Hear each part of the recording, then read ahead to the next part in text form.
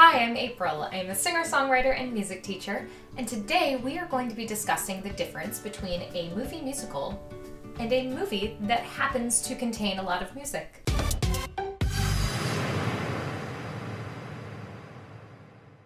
So I've been thinking a lot lately about the movie Oh Brother, Where Art Thou, and specifically whether or not it counts as a musical. Most of the people I've had a conversation with about this have felt pretty torn on the concept. The internet seems pretty torn on this idea too, and if you look at this 2017 poll, the no, it is not a musical camp just barely scrapes over the top. And if you look at the comments on this poll or others like it, you're going to see a lot of really great arguments, as well as a lot of really strong opinions on the subject. So how do we start to determine where the actual line is between musical and non-musical? I walk the line. Most of the responses I've seen to this question rely mostly on instinct. This movie feels like a musical, whereas this one doesn't feel like a musical. So is there a way to actually quantify this question? So buckle up, because this pseudo-intellectual rant is about to get to the bottom of this very important question. A really common argument for musical versus non-musical is the idea of whether something is diegetic. Diegetic really just refers to whether the characters in the scene can hear the music. If the characters in the scene can hear the music, for instance, That Thing You Do or Let Me Drive My Van Into Your Heart from Steven Universe, the song is diegetic. If, however, the song is happening in the character's head, or it's just there as a tool to be able to show what's happening in the scene in a little more depth, it is a non-diegetic song. So when we talk about the difference between a musical and a non-musical, a great place to start would be with this question of, are the songs diegetic or are they not diegetic? Because if the movie has a lot of songs that are being played by the characters, like in a band setting like in Almost Famous, the person watching the film is a lot less likely to identify it as a musical. If, however, the music is happening in the characters' heads, or if it's just there to accentuate what's happening in the scene, we are much more likely to think, oh, this is a musical. That's what happens in musicals. When it comes to Oh Brother, Where Art Thou, it feels pretty intentionally ambiguous. In that scene, for instance, with the sirens, where they're kind of luring the men over to them, it's really unclear whether those characters are actually physically singing in the scene, or whether we as the audience are perceiving them as singing in the scene, because it helps us to understand the characters, it helps us to further the plot, and it ties those characters to actual sirens. If you are unaware, Oh Brother, Where Art Thou is actually based on Homer's Odyssey, which, fun fact, the Coen brothers have never read. The same thing could be said for Down in the River to Pray. We're not entirely sure whether these people are literally singing in the scene, because it would make sense for churchgoers to be singing hymns, but it could, again, just be another moment where it's helping us to understand what's happening in the scene and helping to tie us to that original narrative. So in this case, we're not entirely sure whether the music in Oh Brother is diegetic or non-diegetic. It kind of falls like in a weird halfway place. Another argument that I see leveled against Oh Brother being a musical specifically is the fact that it doesn't use original music. We hear songs like You Are My Sunshine, which we are all very, very familiar with, at least in America. Now this one I'm a lot less convinced by, specifically because of the existence of the Jukebox Musical. Some great examples of Jukebox musicals would be Moulin Rouge, which has tons of modern pop music, as well as Across the Universe, which is just totally full of the Beatles. So I would say that this is a point in the yes category, because Oh Brother, Where Art Thou could just count as a jukebox musical. Now this is a really interesting question, because again, with this movie, it feels a little ambiguous. It's really hard to tell whether the music in the movie is pushing the plot along, or whether the plot is pushing the songs along. In the movie Shrek, for instance, the music is very much paired with what's happening in the scene, but it's also clear that even if we didn't hear "Somebody once told me the world is gonna roll me," we would still know what's happening in the scene. However, in Grease, when we hear "I could stay home every night, wait around for Mr. Right, take cold showers every day, and throw my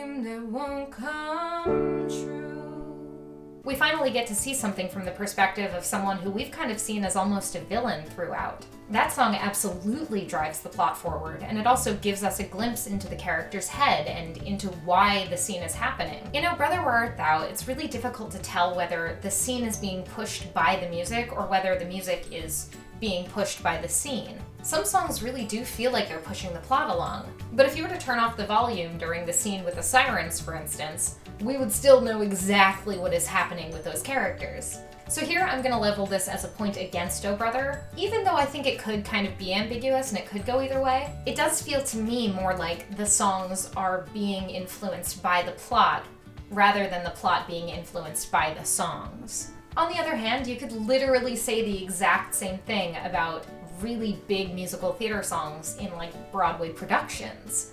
Even Defying Gravity, which is like the most musical theater song in the last like however many years. 2003?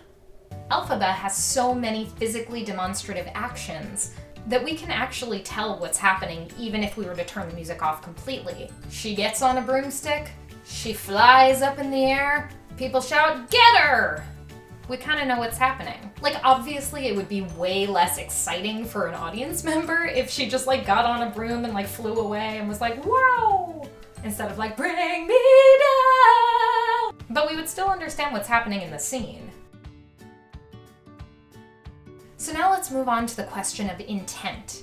Was this intended to be a musical? I couldn't find anything that went one way or the other from the Coen brothers themselves, but I did find an interview in which John Turturro refers to it as a musical. Granted, in this interview he is trying to say that it is a big mix of genres and that a lot of things are happening. So again, this one could go kind of either way. But a bigger question perhaps is, does it matter? Once the script is written and it's out there and it's done, how much sway does the author have over the final product? This is a really big question in the writing community specifically, and it's referred to as death of the author. In recent years, people have been having this conversation specifically around J.K. Rowling and the fact that she on Twitter has decided to just be like, "Hey, did you hear that Dobby Summers on the Isle of Man?" "Why no, I did not hear that, Joe. Thank you for informing all of us." So in that case in particular, I probably would not consider J.K. Rowling's modern opinions to have any reflection over what happened in her previous writing. The same thing could be said about Lucy in the Sky with Diamonds and whether it is in fact a drug reference. Does it matter to us whether the actual Beatles say that it is not? No, it doesn't, because it totally is one. So again, on this one, I'm gonna call it kind of middle ground because I think it could go either way, and I think a lot of the time it doesn't even really matter all that much what the author has to say about it. So let's move on. Core demographic. That phrase everyone tells you to figure out when you make a YouTube channel. So in this case, if the audience that you are actively catering toward, i.e. in this case, straight cis men, tends to not go out for musicals, isn't it better as a creator to make something that's a little more ambiguous so that your core audience will decide to flock to the theaters even though it does feel a little bit musically? And if it is seen by that core demographic, and if the rest of the world seems to kind of know that it is geared toward that demographic, aren't we way more likely to perceive this as not a musical? And to me, part of the reason it feels like not a musical is the fact that it is geared toward an audience that doesn't typically like musicals. So to go into this a little further, let's take a movie that is geared toward an audience that does like musicals. Little girls. Sleeping Beauty, for instance, has a lot of music that could be considered diegetic. I know you, I walked with you once upon a dream.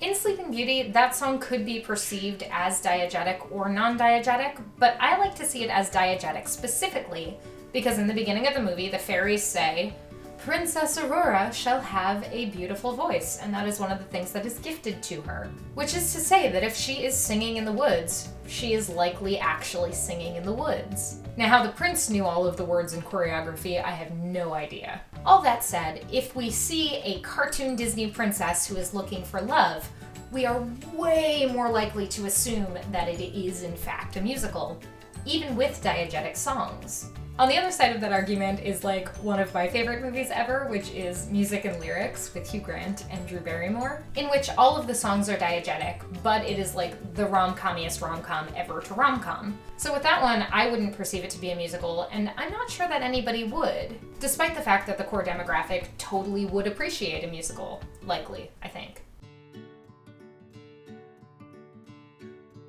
This is the most compelling argument for me against Oh Brother being a musical, just because I couldn't do that. I couldn't listen to the entire soundtrack and figure out exactly what's going on throughout the plot. While Down in the River to Pray might have something to do with baptisms, you might imagine, though it might be a stretch, Go to Sleep Little Baby has nothing to do with sirens, unless you've seen the film. Then again, I think most people would consider Willy Wonka to be a musical, but he doesn't have a whole song where he sings, "This is my candy room," and instead he sings Pure Imagination, which has to do with what's going on in the scene, but doesn't necessarily give us any hints from just the soundtrack alone.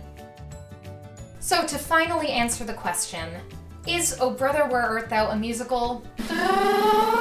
I have no idea. My mind has shifted on this like 30 separate times since I started coming up with the idea for this video. And at this point, my brain does lean in a very specific direction. But I also think that this is a moment when we need to actually think about the gray area specifically. Is it okay for something to not be either? We as humans want to lump things into tiny little boxes and just store them away for later and call them good, but I'm not so sure that everything needs a label. To me, Oh Brother Where Art Thou is the true neutral in the alignment chart of movie musicals. Chaotic musical. Moulin Rouge. And ultimately, it's a really good excuse to talk about super nerdy topics with all of my internet friends. So wow, that was a long video, but I want to know what you have to say about it. I want to know what you think. Do you think that Oh Brother Where Art Thou is a musical? Where do you think the line is between movie musical and movie with music? Make sure you let me know in the comments below, and make sure to subscribe, ring the little bell, do all the stuff. And also now I have a Patreon page, so feel free to go there as well and get some cool songwriting perks and stuff. And I'll see you next time.